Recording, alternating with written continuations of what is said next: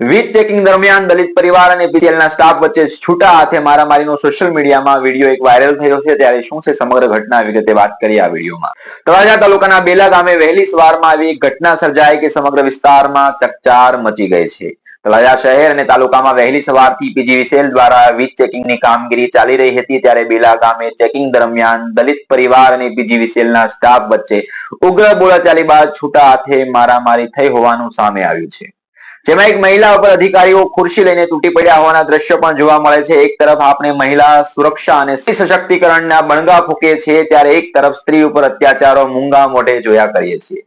ત્યારે પ્રાપ્ત માહિતી મુજબ વીજ ચેકિંગ સમયે વાતાવરણ અચાનક ગરમાયું હતું અને આ મામલો એટલો વકર્યો કે બંને પક્ષના લોકો વચ્ચે હાથપાય શરૂ થઈ ગઈ હતી। આ ઘટનામાં બંને પક્ષના લોકોને ઈજા પહોંચતા તાત્કાલિક તળાજાની સરકારી હોસ્પિટલમાં સારવાર માટે ખસેડવામાં આવ્યા હતા અને આ ઘટનાએ વધુ ગંભીર વળાંક ત્યારે લીધો કે જ્યારે મારામારીનો વિડીયો સોશિયલ મીડિયા પર વાયરલ થયો। ત્યારે આ વાયરલ વિડીયોમાં ઘટનાની ગંભીરતા સ્પષ્ટ જોવા મળતી હોવાના દાવા કરવામાં આવી રહ્યા છે જેના પગલે લોકોમાં રોષ અને ચર્ચા બંને છે જોવા મળી રહી છે। એક તરફ સરકારી વીજ વિભાગના સ્ટાફ પર ફરજ દરમિયાન હુમલો થવાની ચર્ચા થઈ રહી છે તો બીજી તરફ દલિત પરિવાર સાથે અન્યાય થયા હોવાના આક્ષેપો પણ થઈ ઉઠ્યા છે।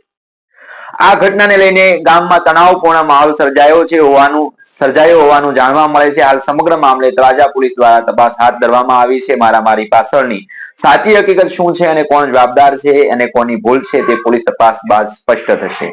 ત્યાં સુધી આ ઘટના અંગે અનેક સવાલો ઉભા થયા છે। પ્રશાસન માટે આ ઘટના ચેતવણી રૂપ પણ બની છે અને ફરજ દરમિયાન સંવેદનશીલ અને કાયદો વ્યવસ્થા જળવાઈ રહે તે માટે કડક પગલાં લેવાની પણ છે ખૂબ જરૂરી છે। નમસ્કાર, આવી સ્ટોરી સાંભળવા માટે અમારી ચેનલને લાઈક કરો, શેર કરો અને સબસ્ક્રાઇબ કરો। આભાર। જી, તમારું નામ? ક્યાં ગામ રહેવાનું? શું બન્યો અત્યારે?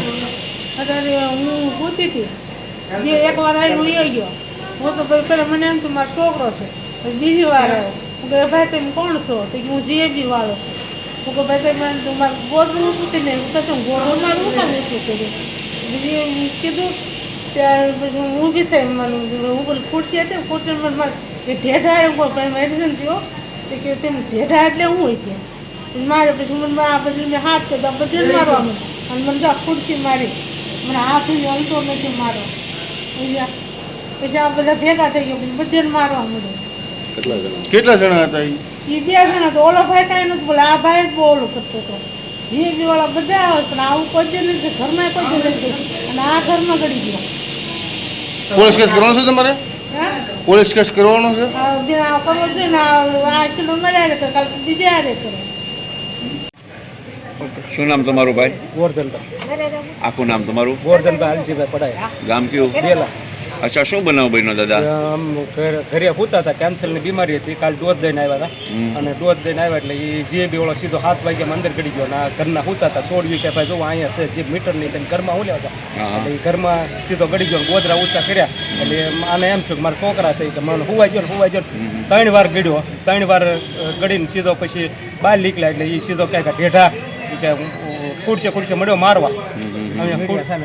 વિડિયા સામેલ છે અમારી પાસે। અચ્છા, હા તે કેટલા લોકો આવ્યા હતા? જે બી બે હતા પણ ઓલો ભાઈ તો આગો હતો એ તો બહાર જ હતો આ એક જ હતો। કોણ નામ આવડે છે? નામ નથી આવડતું સર। ક્યાં ના હતા એ ખબર છે દાદા? એ ખબર નથી ગાડી તમે વીજ ચોરી કરો છો એટલા માટે આવ્યા હતા? તમે વીજ ચોરી અમે કરો? ચોરી જ નથી, અમે મકાન બધું પાડી દીધું બધું બહાર છે તમે જોઈ જાઓ કોઈ ચોરી જ નથી। અચ્છા, કેટલા વાગે બન્યું દાદા? કેટલા વાગે બન્યું? તમારા શું થાય બેન છે? મારા ઘરના છે, હું ઘરે નતો। ઓકે દાદા।